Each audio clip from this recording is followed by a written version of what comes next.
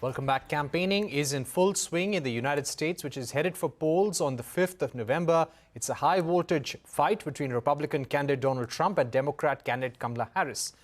While opinions are divided over whether Harris will manage to defeat Trump, she has managed to raise $310 million in July, which is twice the $138 million raised by Trump.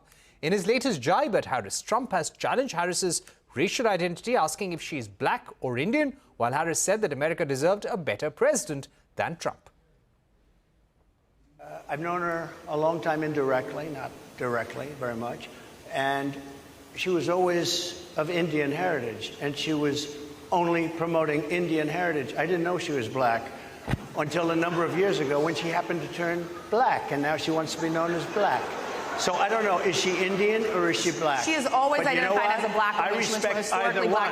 I respect either one, but she obviously doesn't, because she was Indian all the way, and then all of a sudden she made a turn and she became a black person. Just to be clear, sir, do you believe that she is... I think somebody should look into that.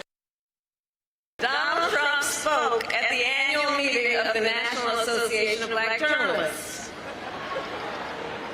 And it was the same old show. The divisiveness and the disrespect. And let me just say, the American people deserve better. The American people deserve better. And joining me now to take this forward is Singh, former Indian ambassador. Ambassador Singh, thank you so much for joining us on the program. How do you think this racial jibe by Donald Trump could impact the current election campaign? Will this further boost Kamala Harris's popularity? In the last few weeks, we have seen her popularity increasing. Look, the Republicans are hoping that that's just the initial jump. But there is another factor, because she hasn't announced a running mate.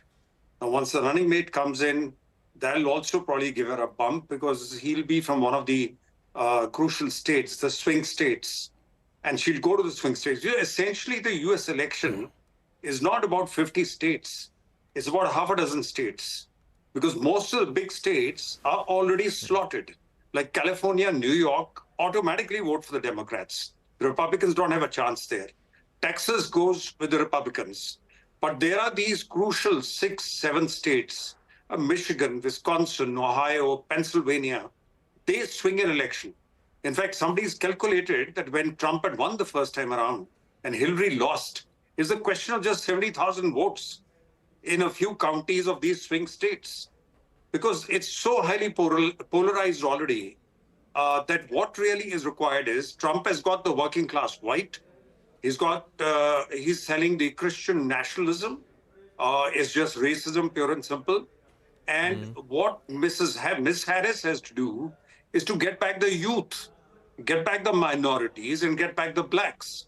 Because even they had started abandoning Biden. And the youth had started abandoning Biden because of the policy on Gaza and Israel. And we saw the protests which even the Ivy League college campuses had. So that she has done very cleverly, and that's why she did not attend Netanyahu's address to the Congress, the two houses. She was supposed to be there because as the vice president, she chairs the Senate. So the speaker and the vice president sit together. She didn't go there. And she met Netanyahu separately. And some of the reports are indicating that she really was very straightforward with him and not as forthcoming and warm as he expected. But he's playing a different game. And that's what Dr. Parsi was discussing. He has deliberately come at this time. A Republican-controlled Congress invited him right in the middle of this election. But he was upended because of Biden stepping aside. So the focus in America did not come on him. It's really on Miss Harris and the way the election's going. And the numbers that you're talking about, the interesting thing about those numbers is not only the millions of dollars. Many of those are coming from people sending $100 or small denominations. So you're talking of a few million people who have jumped on board. Now, somebody who sent you money once, whether he sent you $50, $100, he's become a voter. And she's also had a spike in the volunteers, huge number of volunteers. Now, coming to what Trump is doing, he obviously will continue to do the same thing. But there are people in the Republican Party who say that he may not end up overplaying that hand. They want him to focus on the issues, the border, the economy, rather than just going after Ms. Harris. But then Trump is Trump.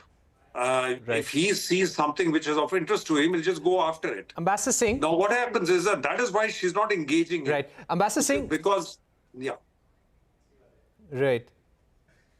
Yeah, Ambassador Singh, do you also get a sense that because she is appealing to a large number of Americans right now, may appeal to a large number of independent voters, new voters in those 6 swing states as you speak, also that a large number of the Black American population would like to vote for her? Is this a reason why he's targeting her on her racial identity?